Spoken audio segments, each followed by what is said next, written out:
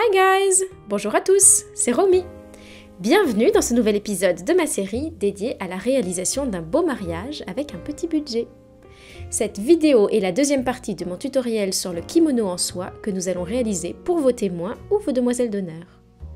Dans le premier épisode, que je vous invite à visionner si ce n'est pas déjà fait, nous avons réalisé un patron très simple et je vais vous montrer à présent comment l'utiliser. Mais avant de commencer, mettez cette vidéo en pause un instant et abonnez-vous pour ne pas rater le prochain épisode dédié à votre robe de mariée. Ouh, exciting! C'est parti! Commençons donc par les manches. Nous posons notre patron sur le tissu plié envers contre envers en alignant le côté à couper dans la pliure sur la pliure du tissu. Je ne laisse pas de ressources du côté de la pliure ni pour l'ourlet de la manche car je vais utiliser le rebord du sari avec son joli motif. Pour les deux autres côtés, je coupe à environ un bon gros centimètre car nous allons réaliser une couture anglaise. Vous pouvez faire une petite marque sur votre manche droite pour ne pas la confondre avec la gauche que nous coupons symétriquement maintenant de la même manière mais en retournant notre patron. À présent, nous allons couper le dos. On replie pour cela la partie qui concerne le devant, comme nous l'avons vu dans le premier épisode de ce tutoriel, et on place notre patron sur le tissu replié envers contre envers. Je coupe donc ma pièce dans la pliure avec la même valeur de ressources pour la couture, c'est-à-dire un bon gros centimètre, sauf pour l'ourlet du bas pour lequel j'utilise de nouveau le motif du sari. Passons maintenant au devant, je déplie le bas de mon patron et replie le haut. Encore une fois, cette manipulation est bien expliquée dans le premier épisode. Je place mon patron sur mon tissu plié de nouveau envers contre envers et nous allons ainsi couper les deux devants en une seule fois pour être bien sûr que les deux côtés soient parfaitement identiques.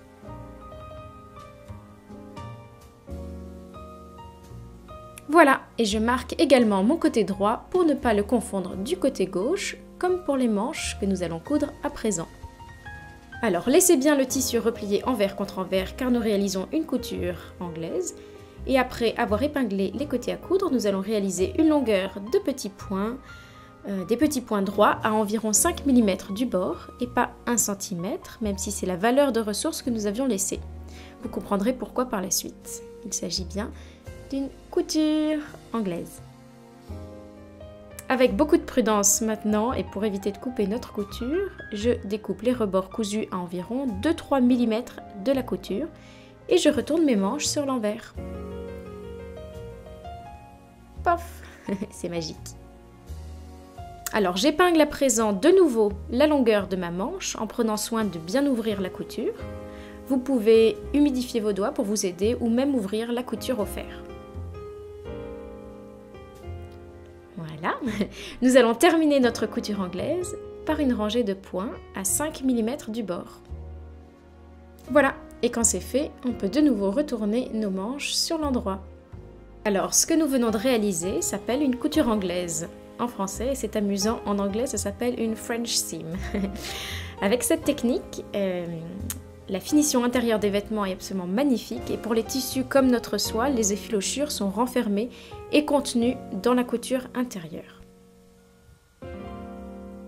Alors un petit coup de fer et nos manches sont terminées. Nous allons maintenant coudre nos devants à notre dos en utilisant la même technique, c'est-à-dire la couture anglaise. Donc on place les devants sur le dos, envers contre envers, on les épingle copieusement. On les coud à 5 mm du bord au niveau des épaules et des côtés et on n'oublie pas de recouper nos rebords à 2-3 mm de la couture avant de retourner le kimono à l'envers. Voilà! Et maintenant, rebelote, on ouvre bien consciencieusement toutes les coutures et on les épingle. Donc notre couture d'épaule, notre couture côté, notre autre épaule et notre autre côté. Et on refait une couture à 5 mm du bord.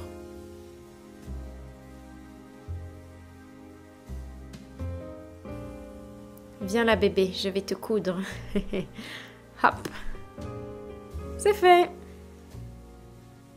Vous pouvez retourner de nouveau votre kimono à l'endroit pour y insérer les manches.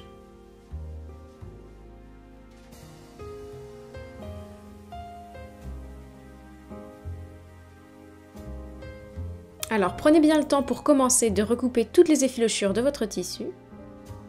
Voilà. Retournez ensuite votre manche à l'envers et insérez-la dans le kimono avec la ligne de couture bien tournée vers le bas. Les 2 pièces de tissu sont donc bien placées envers contre envers et nous allons à présent épingler notre emmanchure comme ceci. Comme nous réalisons toujours une couture anglaise, nous allons coudre à 5 mm du bord, un petit point droit. Alors soyez délicat avec votre tissu, guidez-le bien sous le pied de votre machine sans le tirer pour éviter qu'il se distende.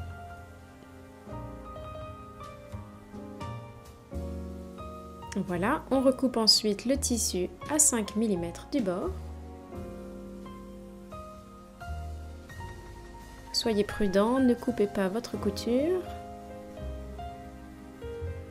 Et on va retourner notre manche sur elle-même comme ceci.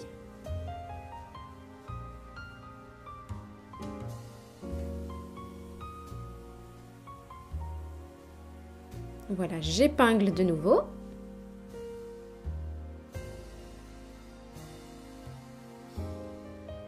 Et je refais une couture à 5 mm du bord.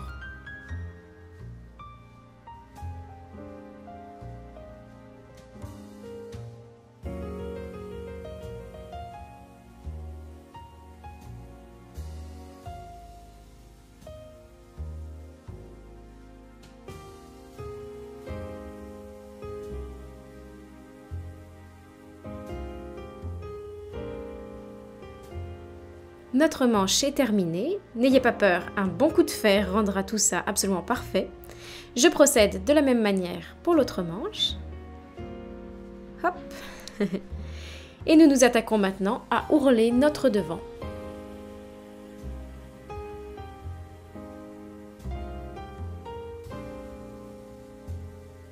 Alors pour ce faire, on peut plier le rebord du tissu une première fois à 5 mm, puis une deuxième fois encore à 5 mm et coudre au plus proche du repli si vous utilisez la machine à coudre.